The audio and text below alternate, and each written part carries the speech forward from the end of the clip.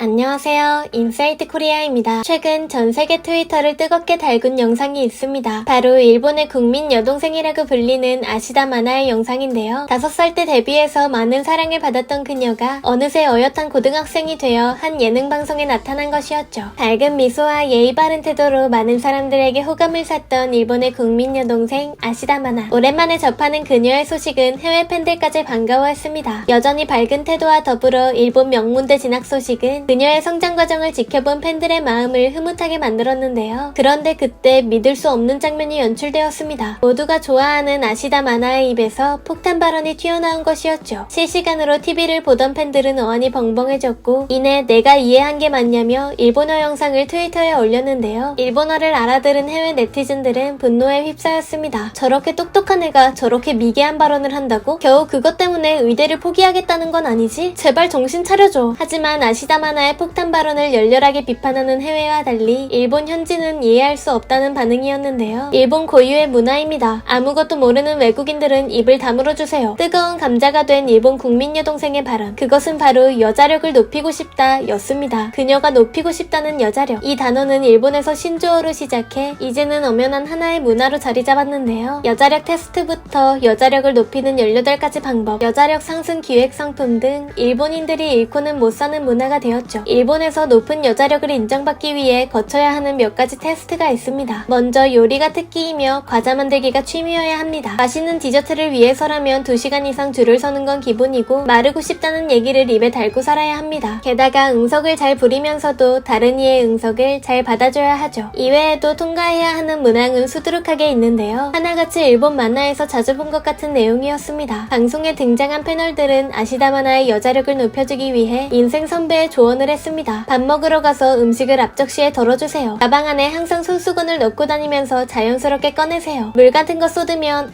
괜찮으세요? 하면서 대신 닦아주세요. 등 이렇게 들으니 인생 조언이 아니라 식당 아르바이트 교육 시간이 아닌가 싶은데요. 이 영상을 본 해외 네티즌들은 일본인들의 저질스러운 조언을 비판했습니다. 만화상은 누군가의 한여가 아닙니다. 그런 걸 조언이라고 하지 마세요. 배우로서 좋은 커리어를 가졌고 의대에 갈 정도로 똑똑해봤자 일본은 저런 걸 더 중요하게 생각하는구나. 일본 남자들은 여자한테 저런 걸 원한다고? 혹시 일본 남자들은 손이 없는 건지 궁금하네. 일본 국민 여동생의 폭탄 발언에서 시작한 이 논쟁은 순식간에 전 세계 커뮤니티로 퍼져갔습니다. 보면 볼수록 골이 아파지는 일본의 신문화. 하지만 일본인만 이상하다는 걸 느끼지 못했나 봅니다. 일본인의 음침한 신문화를 폭로하는 글이 해외 커뮤니티에서 화수분처럼 쏟아졌는데요. 심지어 방송에서도 자랑스럽게 여자력을 떠벌리고 있었습니다. 그 중에서도 크게 반발을 산 사건이 있었습니다. 대만의 한 유명 프로그램에 출연한 일본인 패널이 여자력을 자랑스럽게 소개한 사건이었죠. 하지만 그의 소름 끼치는 발언에 스튜디오는 경악을 금치 못했습니다. 여자들이 없을 때 우리들끼리 토론을 합니다. 저 여자의 여자력이 높냐 낮냐 이런 토론이죠. 술을 따르거나 새우를 까주거나 서비스를 잘하면 좋은 여자입니다. 일본에서는 당연히 여자들이 먹을 것을 가져다 주는데 해외에서는 전혀 안 그러고 편하게 있어서 낯설었습니다. 나 혼자서 알아서 먹으라고? 대체 왜? 그녀들이 해주면 될 걸 안 해줬으니까요. 일본의 여자력 문화를 자랑하려다 되려 비난의 화살을 맞은 일본인 패널. 이 방송을 본 네티즌들은 여자가 다 해주길 바라는 일본 남성과 그런 남성들에게 인정받고자 맞춰주는 일본 여성 둘 다 이해가 가지 않는다는 반응을 보였는데요. 게다가 여자력 문화에 질린 일본 여성들이 한국을 왜 좋아하는지 알겠다며 한국과 일본을 비교하기도 했습니다. 한국 드라마 얘기가 아니라 실제로 한국인과 연애하는 친구의 말을 들어보면 한국 남성은 주도적이고 사람으로서 여자친구를 대한다고 해. 일본인 패널의 저질 발언을 들으니 그 친구의 말이 확 와닿네. 한국과 일본은 같은 시대를 살아가는 거 맞아? 젊은 한국 남성들은 자기가 요리하는 걸 즐기고 심지어 잘한다던데 일본 젊은 애들은 그런 구시대적 마인드를 가지고 있다니 도무지 이해가 안 가. 다 큰 성인이 왜 자기 스스로 안 하는 거지? 바로 옆나라 한국만 봐도 전혀 그런 분위기가 아닌데 말이야. 일본의 문화는 구식이든 신식이든 정말 배울 점이 하나 없구나. 한국과 비교하니 남한테만 의지하는 일본의 문화가 더욱더 기괴하게 느껴지는데요. 최근에 알려진 자료를 보면 한국은 오래전부터 자립심이 강했다는 걸 알 수 있습니다. 요즘 젊은이들의 트렌드인 요리 잘하는 남자. 알고 보니 유교의 나라 조선에서도 통하고 있었는데요. 허생전 열아일기를 지은 연안 박지원 선생도 그중 한 명이었죠. 정통 양반가 집안인 박지원 선생은 고추장을 담그고 소고기 장조림을 만들 정도로 평소에도 요리를 즐겼다고 합니다. 그 외에도 서유구, 정약용 등 수많은 조선의 학자들은 자신이 직접 개발한 레시피를 서로 공유하거나 아예 요리책까지 냈는데요. 자기가 원하는 걸 남한테 떠넘기지 않고 직접 해내는 모습과 직업정신을 창의성을 발휘해 요리 연구까지 해버리는 조선 양반들의 모습을 보면 얼마나 자립심이 강했는지 알 수 있을 것 같습니다. 조선 양반들은 요리를 안 한다. 조선 남자는 주방에 들어가지 않는다. 라는 현대인식과 달리 실제로 조선 사람들은 원하는 게 있으면 스스로 쟁취하고 있었던 것이죠. 이런 조선인의 자립심은 안타깝게도 일본이 일으킨 숱한 전쟁, 일제강점기를 겪으면서 옅어졌는데요. 요즘 한국에서 불고 있는 변화, 트렌드를 보면 1,000년 넘게 뼈에 새겨진 DNA는 숨길 수 없다는 걸 알 것 같습니다. 지금까지 인사이드 코리아였습니다. 감사합니다.